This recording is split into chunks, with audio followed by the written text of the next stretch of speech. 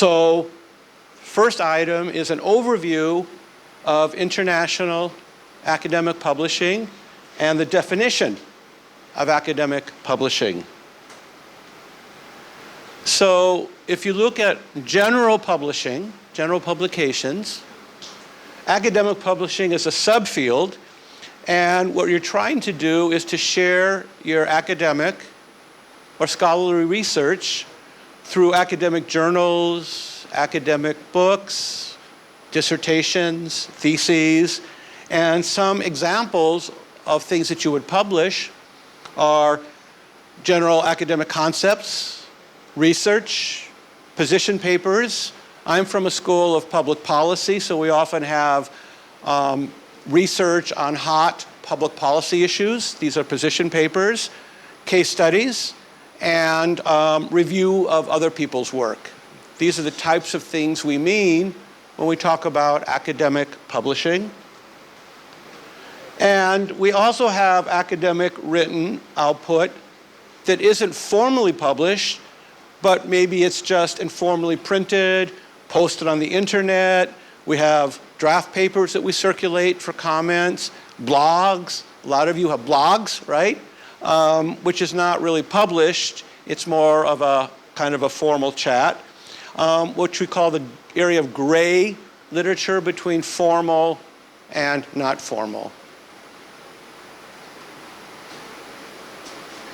We have some publications that go across different faculties that are interdisciplinary, but most disciplines have their own specialized publications.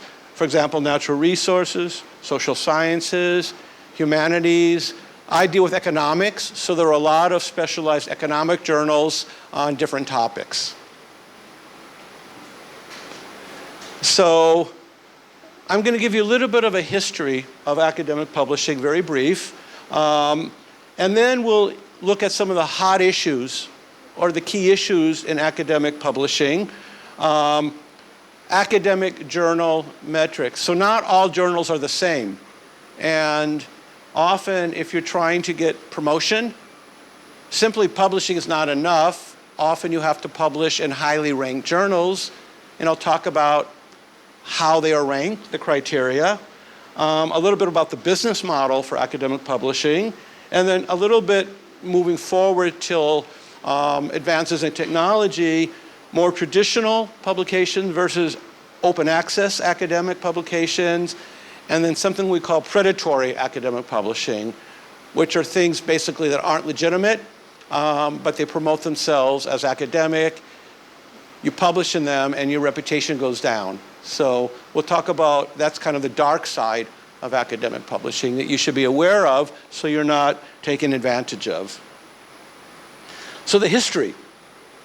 We're going to go back to 1665. Don't worry, it's just one point. We're not going to do detailed history.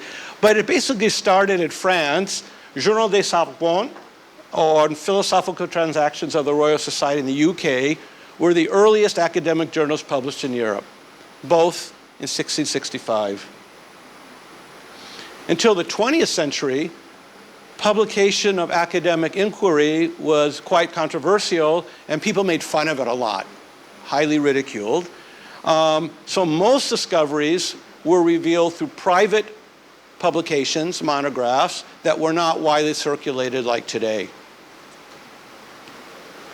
So there were a lot of disputed discoveries that were controversial, but over time, the disputes went down from 92% in the 17th century to about a third over the first half of the 20th century, due primarily to growing acceptance of the publication of papers in modern academic journals. So modern academic journals kind of brought intellectuals and academics together. People accepted the publications as legitimate, and it solved a lot of the confusion and disputes over a very fragmented system before.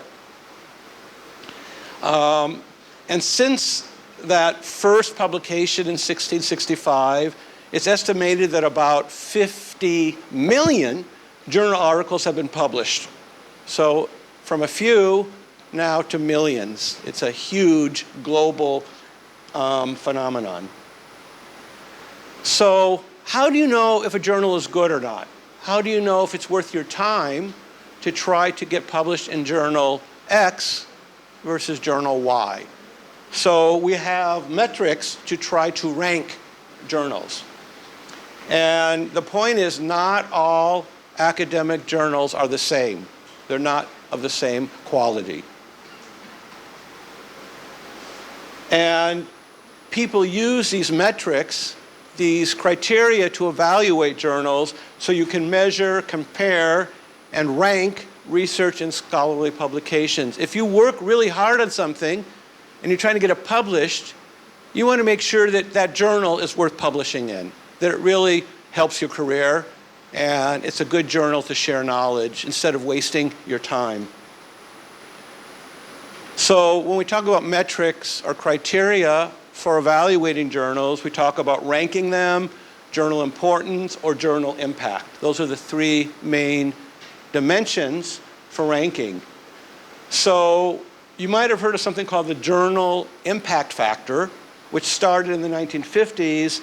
And if you look at something, you Google Thomson Reuters journal citation reports, it's basically an indicator of how much impact a journal has. So if you publish in that journal, the likelihood is you're going to have a very big global impact, which makes it worth your time and effort. There are some other new free journal metrics. That is, you can find them online for free. Some of them are called CiteScore, the Eigenfactor. You've probably heard of Google Scholar metrics, SCI-MAGO, Journal, and Country Rank, SJR, and something called Source Normalized Impact per Paper. These are all modern ways of trying to quantify, measure the impact of a journal that you might publish in. And each journal metric is slightly different, and so sometimes you want to look at a combination of these to determine the importance to the research community, so the same journal might be ranked differently depending on which standard you're using. One of the most common indicators is how many times the journal is cited in other works. So you publish in a journal, and then you want, it's a little bit like now if you look at how many hits do you have, how many downloads do you have. This is a more sophisticated way of saying, how often do other people refer to that journal? A very important part of maintaining quality when you publish academically is what we call peer review. So it's a review by other academics. So it's academics evaluating academics for quality. So normally if you submit something for publication, they'll send it to an independent reviewer to say, publish with changes, or don't publish. I get a lot of these. It's all voluntary. We're not paid to do reviews, but we review each other's work. And what you're trying to do for the journal is to say, this is worth publishing. This is high enough quality because the supply of submissions is much greater than the amount you can publish. So you have to be very selective. How do you decide, I'm going to publish your paper and not your paper? You send it to an independent reviewer, an academic. And the other thing is that you're trying to detect cheating, plagiarism. Is that really your work, or did you copy from somebody else?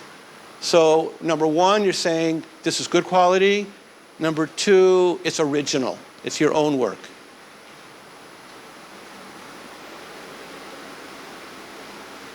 But peer review is not perfect. Like everything else, it has some shortcomings, it has some problems. Sometimes a very high quality paper will be rejected by one journal or publisher, another one will publish it. So you have some choice, and it really depends a little bit on taste. And sometimes we have something called confirmatory bias, which is I review something, but I'm not completely impartial. We all have our prejudices, our preconceptions, and so sometimes reviewers will only rank highly things that they're familiar with. So something completely new might have a little bit more difficulty getting published. When you talk about peer review, there are really three models. One is called single-blind review, where if I'm a reviewer, my identity is secret. But I know the author of what I'm reviewing. So single blind means nobody knows my name, but I know who wrote the article. The most common is what we call double blind, which means I don't know who wrote the article and they don't know who reviewed it. So if I give comments back that says, I recommend you publish this if you make these changes, the author doesn't know who said it, and I don't know the author. And it's really good. I prefer this because if I know the author, I will have a bias. You know, I know this person, I like them. I don't know this person, I don't like them. If it's double blind, it means essentially I'm coming in unbiased because I don't know who wrote it. And I can be honest because the author doesn't know that I reviewed it. If they know my name, then I might not be so honest. I don't want to maybe offend somebody or whatever. Maybe it's somebody I have to work with.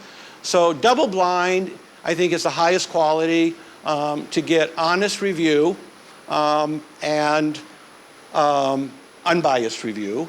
And then we have the third model, which is open review, where everybody, I know the author knows me.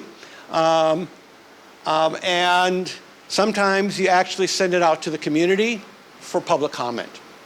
So sometimes at my university, we might post something as a draft and welcome comments from anybody to make it better. So that's another model. I would say that either double blind or just open are both effective ways of trying to get academic feedback. Moving along to the business model of academic publishing, that has also changed dramatically, and the economics of publishing have changed significantly. So when you look at the most important inputs for academic publishing, they're free. So this is, pretend you're in the business school right now, and we're looking at it as a business. So what are the two most valuable inputs? The manuscript to review and the person doing the review. So when you submit something for publication, they didn't pay you for it. It's free. You know, you might have gotten a research grant and your time and effort. I'm the publisher, I didn't pay for it. And when I ask one of you to review it, you're doing it for free. So in a sense, the two most valuable inputs for the publisher are free. So their main costs are editing, printing, and distribution, not the content or review of the content. Traditionally, academic journals were published by nonprofit academic societies, while academic books were published by university presses. So you've heard of Cambridge University Press or Oxford University Press, Harvard University Press. So these are university presses that would publish academic books, and societies, say American Association of Economists, might publish the journals. That's traditionally.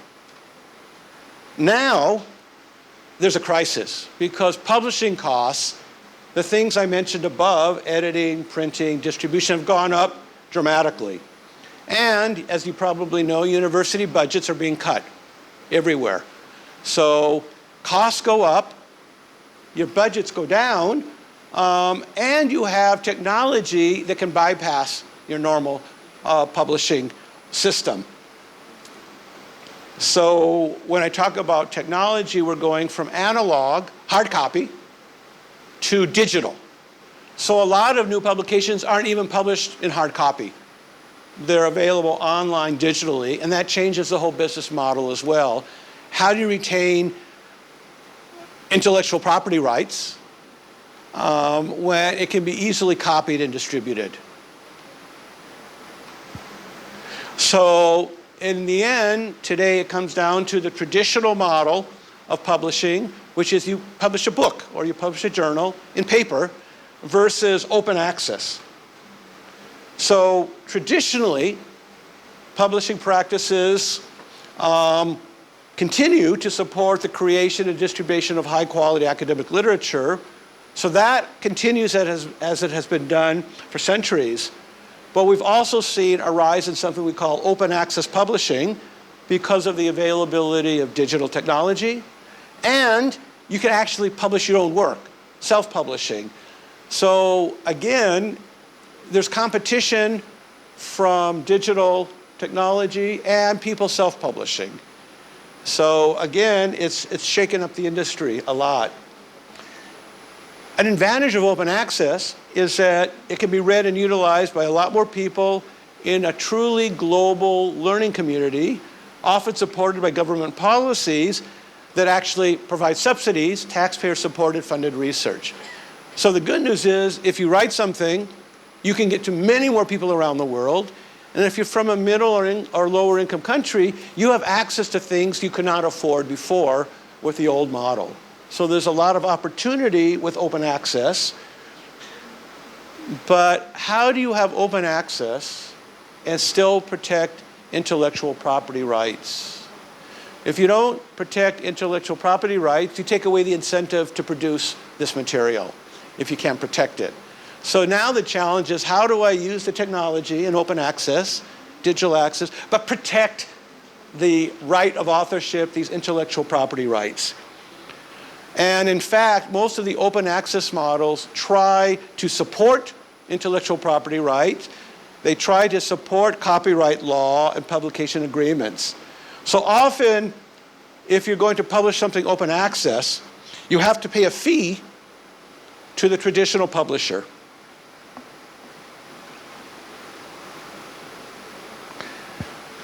The dark side. So a word about predatory publishing. These journals charge you a fee for publication. There's no peer review, no standards. Basically, you pay, you get published. So you can imagine, we say in America, garbage in, garbage out. It's just no quality, no standards, nothing. You pay to get published. You can say I've published, but it's pretty much meaningless.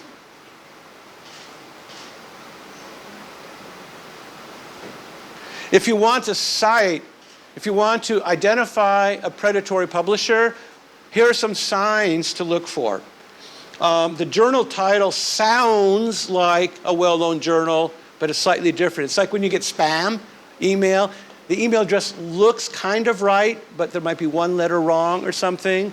That's a sign. If you try to find out about the publisher, there's no address, there's no contact information, you don't know who owns the journal, there's no editorial board, or if you look at the board, all the people on the board are dead. These are signs that there's something wrong with this publisher. Don't waste your time. It'll just hurt your reputation. Why do people want to publish internationally? Well, you need it to get promoted. If it's international, you get more points, higher score. It might increase your salary, your compensation. Might help you to get it might help you to get research funding for future work. And you just really feel like you're making a difference, you're contributing to a global learning community. So pragmatic for your job and just sense of self-fulfillment. What are some of your challenges? You're based in Southeast Asia. Often you don't know what your options are. This is a foreign universe. You don't really know how to access it, how to get access to publish your work. You have language differences, cultural differences, social differences. A lot of the people in this industry don't know about Southeast Asia, so they tend to be reluctant. They think it's too risky. It's often very expensive to get access to these journals we call paywalls. And often you can't afford it and your university can't afford it as well. So I'm going to close with some examples from myself. And then that will lead us, I think, into the Q&A. So I've written books or chapters in books.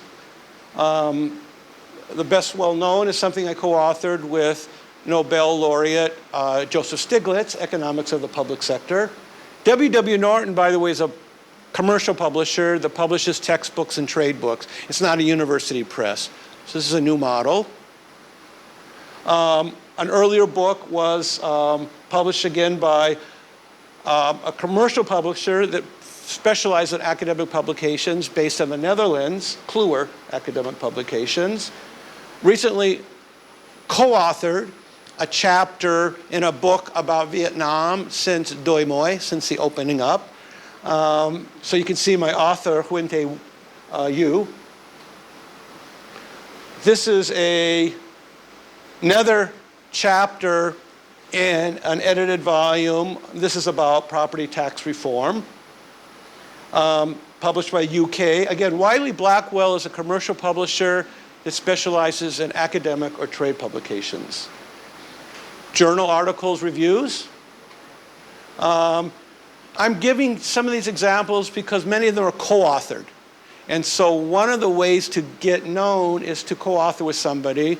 I like to co-author because I think the product is much better.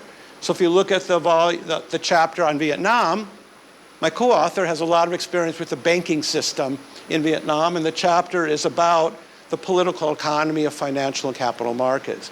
This is a colleague in Indonesia, Prasetyan Toko, and again, it's about the banking system, and it was published in a regional academic journal that would be very good for you guys, Asian Economic Policy Review.